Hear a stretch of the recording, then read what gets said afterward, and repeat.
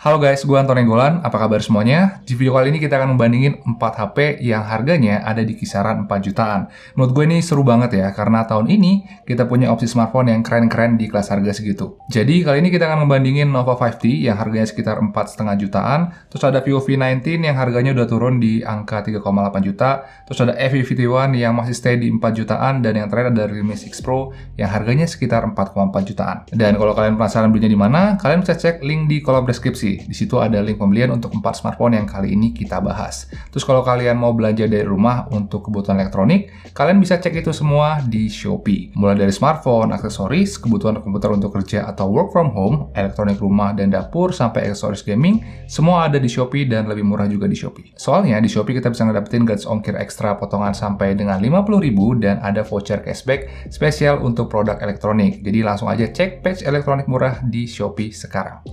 Oke, jadi di video kali ini kita akan bahas yang penting-penting aja ya, biar kita lebih fokus ke perbandingan keempat HP ini. Dan videonya juga jadi nggak terlalu bertele-tele. Tampilan keempatnya kayak gini guys, kira-kira. Jadi saat pegang keempat HP ini, gue ngerasa mereka sama-sama nyaman untuk digenggam dan punya build quality yang baik. Paling perbedaan yang paling terasa adalah di feel material bodinya. Jadi bodi Realme 6 Pro dan Nova 5T sudah menggunakan frame metal dan juga back cover kaca, sedangkan bodi F51 dan Vivo V19 keseluruhan bodinya masih menggunakan material polikarbonat. Sebenarnya ketika jenis material itu punya kelebihan masing-masing, tapi menurut gue bodi Realme 6 Pro dan Nova 5T terasa lebih kokoh dan lebih enak saat digenggam dibandingkan dengan F51 atau Vivo V19 yang feel-nya itu agak kurang mahal. Untuk desainnya sendiri, ini tinggal masalah selera ya. Desain back cover F51 dan juga Vivo V19 terlihat lebih kekinian karena sudah menggunakan modul kamera yang berbentuk kotak, sedangkan Realme 6 Pro dan juga Nova 5T masih menggunakan modul kamera yang berbentuk garis. Bagus atau enggaknya ini balik lagi ke selera masing-masing, tapi gue rasa F51 dan juga Vivo V19 punya keunggulan karena tampilan yang kotak kayak gini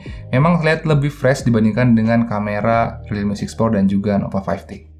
Terus kalau kita lihat dari depan, mereka pakai style layar yang sama ya, yaitu mereka punya punch hole di bagian layarnya. Untuk ukurannya bisa dilihat kalau Nova 5T punya ukuran yang paling kecil dari semuanya, sedangkan Realme 6 Pro punya ukuran yang sedikit lebih besar dari F51 dan juga Vivo V19. Dan setelah pakai keempat HP ini, gue ngerasa nggak ada yang spesial dari layar Nova 5T karena kualitasnya itu terasa biasa-biasa aja kalau di-compare dengan 3 HP lainnya. Terus F51 dan Vivo V19 punya kualitas layar yang terasa lebih baik karena layar Super AMOLED di kedua HP ini memang bisa tampilin gambar yang lebih hidup dengan warna-warna yang bagus. Dan dia juga punya fitur-fitur keren seperti in-display fingerprint sensor dan juga always on display. Fitur-fitur yang selama ini selangganan dipakai oleh HP-HP high-end. Terus gue juga bakal kasih nilai plus untuk Realme 6 Pro karena dia punya refresh rate yang tinggi, sehingga animasi UI-nya itu terasa lebih fluid, seakan-akan performanya mirip dengan HP-HP high-end zaman sekarang. Jadi untuk layar, gue rasa F51, Vivo V19, dan juga Realme 6 Pro punya beberapa fitur-fitur yang lebih menarik dibandingkan dengan Nova 5T. Terus untuk bagian performanya justru terbalik. Dari keempat HP ini, gue ngerasa Nova 5T bisa kasih performa yang lebih kencang dan juga lebih lancar dibandingkan dengan F51, Vivo V19, dan juga Realme 6 Pro. Karena chipset yang dibawa memang menggunakan chipset level high-end, sedangkan 3 HP yang lainnya masih pakai chipset level mid-range. Untuk seharian, sebenarnya keempat HP ini bisa kasih performa yang nyaman, tapi tingkat kecepatan dan kelancaran performa Nova 5T memang terasa lebih baik karena proses multitasking, buka tutup aplikasi, dan animasi UI-nya terasa lebih gegas dan sangat minim lag.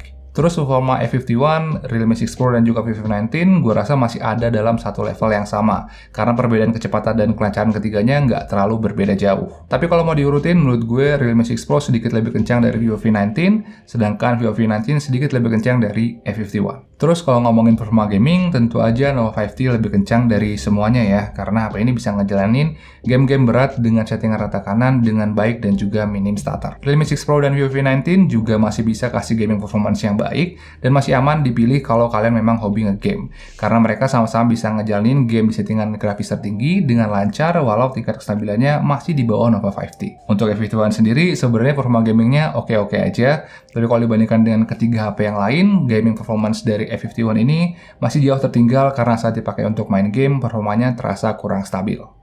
Dan sebelum kita lanjut, gue mau ngingetin lagi kalau kalian mau belanja kebutuhan elektronik dari rumah, kalian bisa beli itu di Shopee guys, mulai dari smartphone, aksesoris, kebutuhan komputer untuk kerja dari rumah atau work from home, elektronik rumah, dapur, sampai aksesoris gaming, semuanya ada dan lebih murah di Shopee. Soalnya di Shopee kita bisa ngedapetin gratis ongkir ekstra potongan sampai dengan 50.000 dan ada voucher cashback spesial untuk produk-produk elektronik. Jadi langsung aja cek patch elektronik murah di Shopee sekarang. Oke, sekarang kita lanjut dan kita akan bahas sektor baterainya. Jadi keempat HP ini punya kapasitas baterai yang berbeda-beda ya, tapi walaupun perbedaan kapasitasnya cukup terasa, daya tahan baterai keempat HP ini sebenarnya nggak terlalu jauh.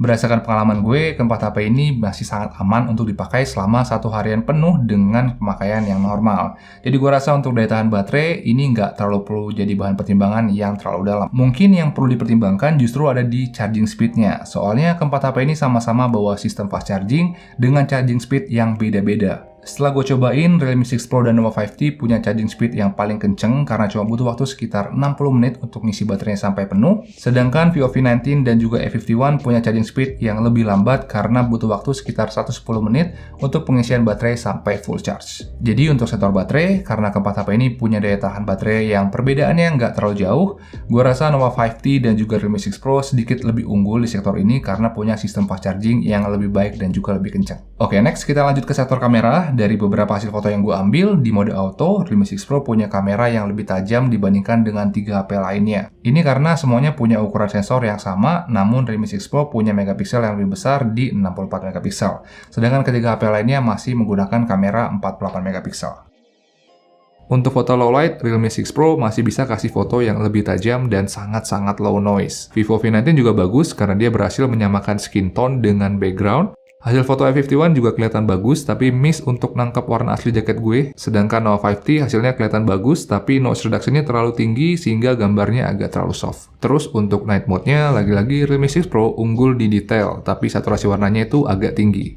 Hasil Vivo V19 dan juga Samsung Galaxy A51 juga masih kelihatan bagus. Sedangkan untuk Nova 5T, gue nggak tahu deh. Kayaknya kemarin gue nggak ngeliat awan di langit. Sedangkan untuk warnanya sendiri, gue rasa nggak ada standar yang pasti mana yang lebih bagus dari keempat HP ini. Jadi kalian bisa pilih saja sesuai dengan selera kalian masing-masing. Terus untuk perekaman videonya, keempat HP ini sama-sama bisa merekam hingga resolusi 4K 30fps. Tapi di resolusi ini, hasil video dari Nova 5T terasa jauh lebih stabil karena image stabilization-nya jauh lebih efektif dibandingkan dengan ketiga HP lain di resolusi 4K 30fps. Dan yang terakhir kita akan bahas tentang fiturnya. Dan untuk ini gue rasa Galaxy A51 lebih unggul karena fitur yang dibawa lebih lengkap dibandingkan dengan ketiga HP lainnya. HP ini udah support NFC, in-display fingerprint sensor, AOD, Dolby Atmos, triple SIM slot, dan juga jack audio. Sedangkan ketiga HP lainnya masih punya beberapa fitur yang absen seperti NFC dan Dolby Atmos di Vivo V19, LE notifikasi dan juga NFC di Realme 6 Pro, dan yang terakhir adalah jack audio dan SD card di Nova 5T. Jadi kalau soal fitur, bisa dibilang Galaxy A51 lebih unggul karena dari segi kelengkapan fitur, Galaxy A51 yang paling lengkap dibandingkan dengan yang lainnya. So ya, itu tadi perbandingan antara Nova 5T, Realme 6 Pro, A51, dan juga Vivo V19.